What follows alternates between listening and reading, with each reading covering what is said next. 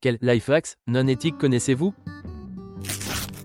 Trouvez une compagne ou un compagnon qui aime bien dormir. Chaque fois elle s'endort, collez-lui un patch de nicotine. Avant elle se réveille, enlevez-le. Avec le temps, elle deviendra accro à la nicotine. En cas de rupture, la personne vivra un sevrage terrible qu'elle associera à sa nouvelle liberté, ce qui pourrait la pousser à revenir vers vous. Avec les bons vêtements, tout devient possible. Envie de faire un graffiti? Enfilez une combinaison blanche de peintre. Vous voulez voler un panneau de signalisation? Habillez-vous en ouvrier, prenez une caisse à outils, et personne ne dira rien. Habillez-vous comme un technicien, entrez dans n'importe quel bureau, déclarez qu'on vous a demandé de récupérer cet ordinateur, et sortez avec. Ne sous-estimez jamais la confiance que les gens accordent à ceux qui portent un uniforme. Vous êtes dans un bar bondé et vous ne trouvez pas de place? Approchez-vous de la plus belle fille, tentez de flirter. Avec un peu de chance, elle sera dégoûtée, quittera son siège, et vous pourrez vous y installer. Attention, ce n'est pas infaillible.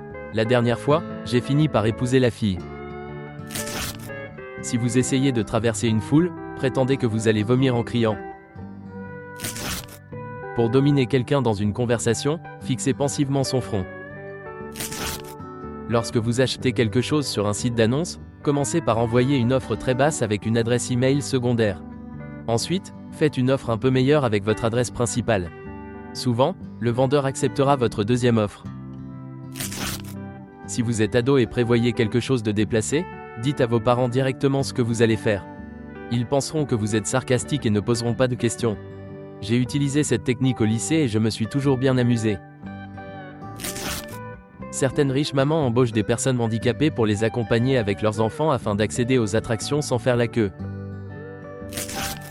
Un agent du FBI m'a dit un jour, si vous voulez que quelqu'un arrête de vous regarder ou pense que vous ne prêtez pas attention à lui, mettez votre doigt dans votre nez.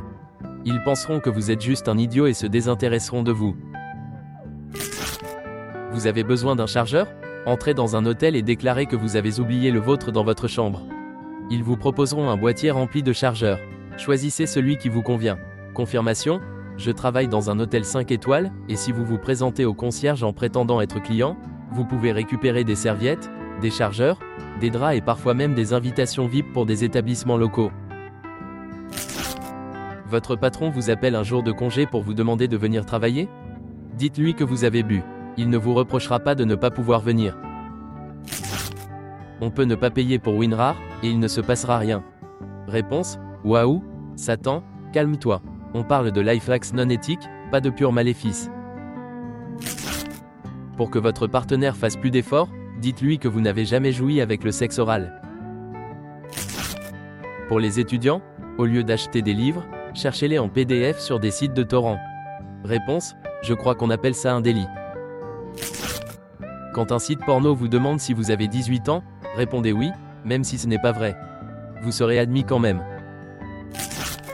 Je choisis toujours Pierre quand je joue à pierre-papier-ciseaux avec ma sœur. Parfois, ça me coûte des corvées supplémentaires, mais quand j'ai vraiment besoin de gagner, je choisis ciseaux. Elle se moque de moi parce que je choisis presque toujours Pierre, mais elle ne se doute de rien. Au cinéma, j'achète toujours un billet enfant. Il coûte moins cher, et l'employé qui déchire les billets n'en a rien à faire. Si on me surprend, je prétends que j'ai fait une erreur. Mais jusqu'à présent, je n'ai jamais eu de problème. Si vous vous battez pour l'accoudoir dans un avion, toussez dans votre main puis reposez là-dessus. Je prends souvent l'avion, et cette astuce ne m'a jamais fait défaut. Quand vous mentez, incluez un détail embarrassant ou compromettant. Même si votre interlocuteur doute encore, il se demandera si vous mentiriez vraiment sur un tel détail. Pour épouser un riche, faites semblant de l'aimer. Inspiration: mes parents. Pour devenir un bon menteur, persuadez tout le monde que vous êtes un mauvais menteur. Si vous devez tuer quelqu'un, emmenez-le chasser. Dites-lui de porter des vêtements de camouflage au lieu d'une tenue de chasse. Une fois que vous l'avez abattu, appelez les secours et suppliez-les de venir rapidement en prétendant que c'est un accident.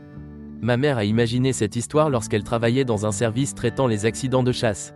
Mise à jour, pour ceux qui n'ont pas compris, c'est une blague. Si vous suivez ce conseil, vous serez accusé d'homicide involontaire, voire pire, et vous le mériterez. Merci d'avoir lu. N'hésitez pas à partager vos propres life hacks non éthiques en commentaire, et regardez nos vidéos sur les fausses évidences et les secrets terrifiants que les parents cachent à leurs enfants.